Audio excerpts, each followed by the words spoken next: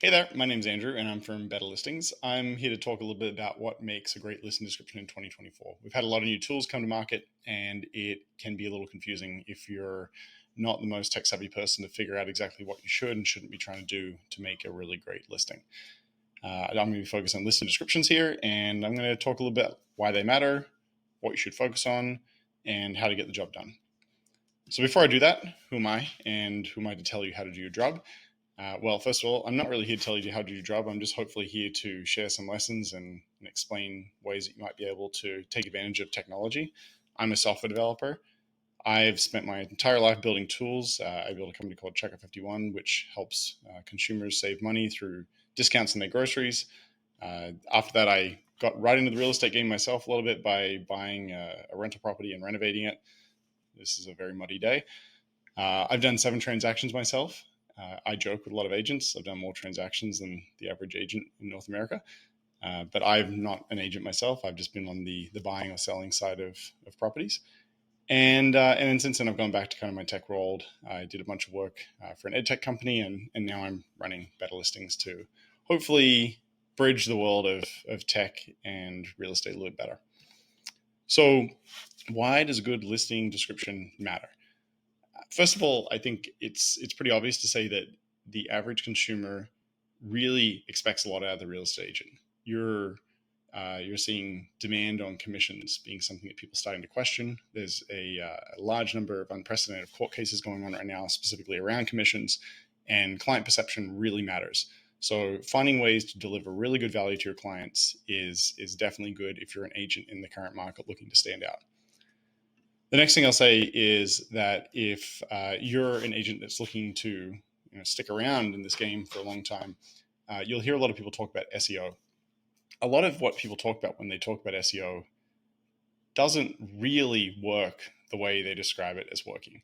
SEO is something that takes a long time to earn. You have to make legitimately good content. You can't just produce something and expect Google or whoever to care about it. It has to be unique. It has to be valuable, and there's a lot of ins and outs about getting it specifically right. But if you do generate good, unique, valuable content to consumers and it sticks around, that will help you forever. That will bring people back. And a lot of agents are posting listing descriptions to their website, or they're being replicated on various different other MLS systems. And historically, you're going to find that your name is typically associated with those, and it's an opportunity to generate a backlink to your own website. If it's not something you're doing, we'll talk about that in another video. But it's really important that if you're going to provide people with content, that it's good content, and that's really the only way you can expect to generate SEO from your listing descriptions.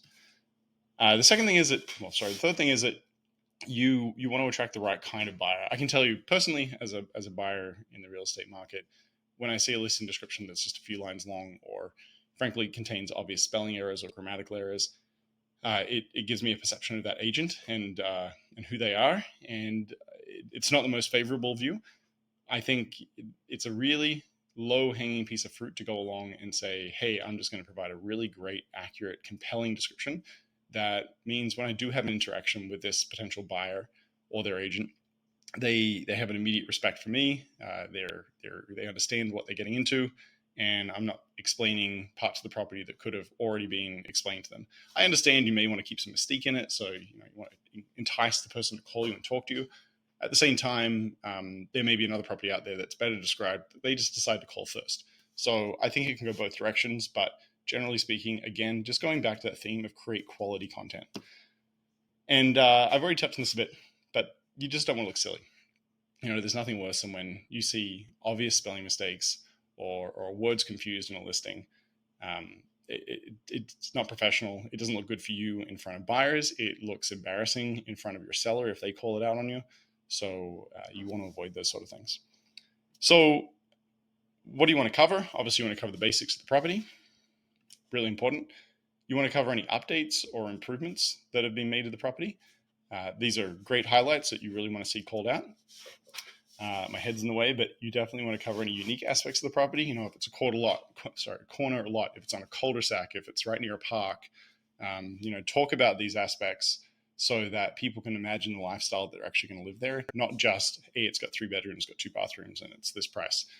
really help them understand the lifestyle they're going to have, not just the property itself that they're buying. And then, I can say, as someone that's worked in tech and marketing my whole career, you really want to find a message that captures the attention of your expected audience. If you're selling a multiplex property, it's improbable that you're selling that to just a normal residential buyer. You're probably selling that to an investor type. You should find the things that are important to investor types and make sure those are referenced in your listing description. We can talk about cap rates. We can talk about the vacancy rates. We can talk about the quality of the tenants. We can talk about the condition of the property. If you're talking to a residential buyer, however, they may be more concerned just about, how nice is the master bedroom? I'm going to spend a lot of my life in there. How nice is the kitchen? I'm going to be cooking there a lot. How easy is parking? I've got to live there on a daily basis and get my kids in and out of the car. What are the schools like? Things like that. So it will vary substantially depending on your audience. So we want to make sure that we address those. Now, how do we actually go about doing this? There's, of course, the old school way, which is you get in front of your computer and you start typing, and you maybe have a template or some bullet points you try to follow, and you end up with listing description. Totally fine. I think we all know that can be a little time consuming. It's you probably didn't go into real estate to become a writer. You probably went into real estate because you love interactions with people and relationship building, and you're probably pretty charismatic. You ideally don't want to spend a lot of time on this task. This is one of the things that is in the way of you getting to the next client. So this old school method, although perfectly fine, can be time consuming, slow, and it just frankly may not yield the best result. You could try some of the newer things like Chat GPT. So I'm going to use an example a little bit in this video to show you probably why that isn't a great idea, but it's an option. Using Chat GPT is okay. The challenge is it's not specifically designed for real estate listing descriptions. It's a generic tool. And with that, it will potentially hallucinate information, or it will misinterpret information. And, as an agent, you don't want to take on the liabilities of misrepresentations, whether intentional or unintentional, inside of your listing descriptions. And you specifically want to make sure that the information you're providing is relevant to the exact property that you're selling. So while ChatGPT directly may be an option, it might help you critique something, and that's what we're going to do a little bit on in this video. It is definitely a less than ideal method, would be my description. And the third option, which obviously is what I'm here to encourage you to do, is to try the tool that I've created here called BetterListings. So BetterListings is specifically designed around real estate. It's completely optimized for creating real estate listing descriptions. And it's not relying on data just pulled randomly off the internet. We do a lot of work to source information to make sure information is accurate, but we also ask you directly for information. So what you should imagine is going on in the background is there's a pairing of information that we have about properties and information you're providing about properties, and we bring those two things together to make sure you get a really compelling listing description with the least amount of effort. So let's jump into that a little bit and talk about what that looks like.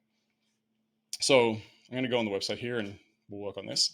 So first I'm going to go just to realtor.ca and pick up the first listing here, and let's grab its description. Now I have nothing to do with this listing. I just randomly picked it. And I'm going to paste it into GPT and ask it to critique it for me. This is a great tip if you are writing descriptions by hand. Okay, so it's giving us a response back here. It's referencing that there's overused adjectives. It's saying the use of the phrase rarely offered is cliche. It's kind of true. There's some vague phrases in there. Abundant natural light is good, but could be backed up with specifics. So it's giving us a good critique here that helps us understand what's going on. So it says, 5 out of 10, the description tries to sell the appeal, the uniqueness of the property, but fails to trap the interest of the consumer. Okay, great. So let's go into BetterListings now and try to create a listing description for this property. So we'll put the address in, the unit number, it's a condo, it's for sale. Put the price in. How many bedrooms was it?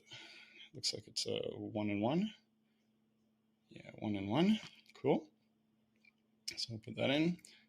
Was there any parking? Can't see any reference to parking at all in the description, so I'm going to assume there's no parking. And we don't have lot details because it's a It's a condo, but we do have maintenance fees, so we can grab those. And then we'll probably paste the rest of the description. I think that makes sense. So we'll just get the existing description here, and we'll use that because that's going to have some decent details in it that we want to share. So existing description, we'll paste that. Okay, that's good. Click next. We're in Canada, so we're going to change the language to English Canada. You can change the words. We're just going to start with 300 for now. And I want a professional tone. You can change the tone if you're, depending on your market or audience or property type. So here comes the new description. It's breaking into paragraphs, which is the first thing I'd point out, which is really helpful for the reader, makes it easier to digest. And, generally speaking, just creates a more professional looking listing description. So this will wrap up in a sec. Okay, I'm going to copy this. I'm going to do exactly what I did before with GPT. So I'm going to ask it to critique this one that we just created. Here it comes. Okay, so it's captivating introduction, detailed description of the interior, emphasis on the quality of the kitchen, maintains bathroom additions. Yeah, okay. So it looks like it gave us a fairly positive rating there. So I'm going to give you an example of how you can modify this yourself now. So we can shorten this if we felt that was too long. If I'm not satisfied, I can just regenerate that paragraph again. So it's going to shorten it in a different way. Okay, cool, that's good. You see I called out the number of units in there. Like this has a lot of information with the property. So I'm going to remove that paragraph. And now I'm going to pretend I want to fix something. Let's imagine, I got an error. It says, I didn't mention the ceilings. I'm going to say the ceilings are, 14 feet, very high. And it's added that information in there for me. And then I can say I want to simplify this paragraph. It's already very short, but let's see if it can make it easier to understand. So it has, and I can add additional detail. I can pretend there is a parking space now. So we'll say there's one underground parking space, and we'll see how it words that into the existing description. Sometimes it'll put in the middle, the beginning. In this case, it's going in the end, which is great. Additionally, there's a parking space. So let's see if that's any better. We'll copy that now. I'll put that back in GPT down here as another message, and ask it to critique this. So it's coming back with so last time I think, what did it say, 9 out of 10? Let's see if it's any better, 9.5. So it got moderately better according to GPT. I mean, the key thing here is the first description that's on Realtor right now, it gave a 5, and this one it gave a 9, 9.5. It's fairly subjective, but the objective here is to end up with something that communicates the value of the property and obviously delivers value. I said this before, but as an agent in today's market, sellers are expecting more and more and more of you specifically. So anything you can do to help their property stand out, convince them that you're doing more than the other agent would have done, is going to bode well for you in this current world. So that's it. Good luck. If you have any questions, you can reach out to me. I'm just Andrew at betterlistings.co. Or you can go check out the website there. We'd love to get your feedback, so feel free to reach out, and best of luck in the spring market. Cheers.